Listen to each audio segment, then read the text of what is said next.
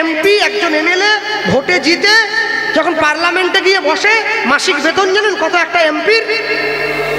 75 থেকে 73,000 টাকা। বছরে 34 বার বিনা পয়সা এরোপ্লেনে যাওয়া আসা করতে পারে নিজের পরিবারকে নিয়ে, ফ্রি, সরকার পয়সা দেয়। যে কোনো ভালো হোটেলে, যে কোনো ভালো ঘরে থাকতে পারে, যা খুশি খেতে পারে, সরকার পয়সা দেবে। আমরা দেব, সরকারের হাত দিয়ে দেবে আর কি।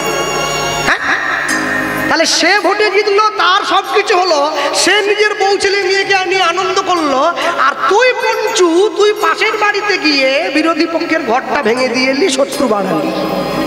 তোর লাভ কি হলো? আমার লাভ কি? নিটফল জিরো।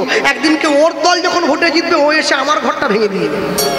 না, এটা কোনোদিন উদ্দেশ্য হতে পারে না। এটা কি জীবন না? ভালোবাসা কাকে বলে? কারো ক্ষতি না করে যদি অপরের মঙ্গল চাওয়া যায়।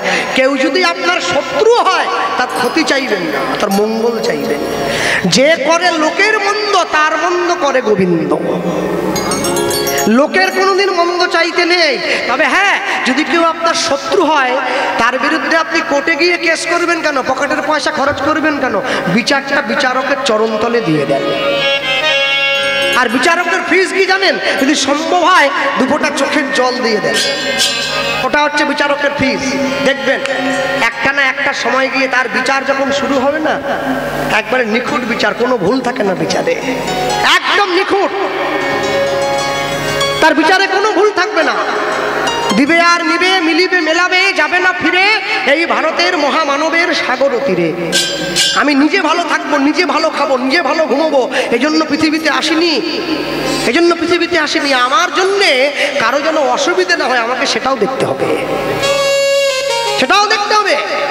আমি 1 চাক্ষর 2 চাক্ষর 1 হাত 1.5 হাত জায়গা নিয়ে নিজের ভাইয়ের কপালটা ফাটিয়ে দিলাম মেরে। একটা জিনিস মাথায় রাখতে হবে, আমি যেদিনকে মারা যাব, আমার ভাই কিন্তু আগে ছুটে আসবে, পাড়ার লোক আসবে পরে। এই বিচার যদি আমার মনে না থাকে, তাহলে আমি চলবো কি করে জীবনে? আমি বাড়িতে একটা মন্দির বানিয়েছি হরিনামের টাকা খরচ করে। মন্দিরের খরচা করেছি 10 লাখ টাকা দিয়ে মন্দির বানালাম। কেন? অনেক মানুষে ছুটে যায় তো, যে কীর্তন করে তার বাড়িতে মন্দির নিয়ে, এটা তো হবে না। আশ্চর্য কি জানেন? আমি যে মন্দিরটা ভগবানের জন্য বানিয়েছি, আমি এটা ভুলে গেছি, আমার 10 লাখ টাকার মন্দিরে ভগবান থাকুক আর না থাকুক, আমার এই দেহ মন্দিরে ভগবান কিন্তু আছে। মানে এই মন্দির থেকে ভগবান চলে গেলে দেহটা মরা বলে ঘোষণা হয়ে যাবে। কি? তাহলে যে মন্দিরটা আমি পয়সা খরচা করে তৈরি করলাম, সেই মন্দিরে আমি প্রত্যেকদিন ধূপ জ্বালাই, সেই মন্দিরে আমি প্রত্যেকদিন প্রদীপ জ্বালাই। আর যে মন্দির ভগবান দিয়ে পাঠিয়েছে, যে মন্দিরে ভগবান নিজে বসে আছে, আমি সেই মন্দিরে বান্ডেল বান্ডেল বিড়ি জ্বালাই। ভগবান চাইলেও থাকতে পারে না, বিরক্ত হয়ে গেছে, বেরিয়ে চলে যাচ্ছে। দেবতার ধর্ম দেবত্ব, পশুর ধর্ম পশুত্ব, মানুষের ধর্ম মনুষ্যত্ব।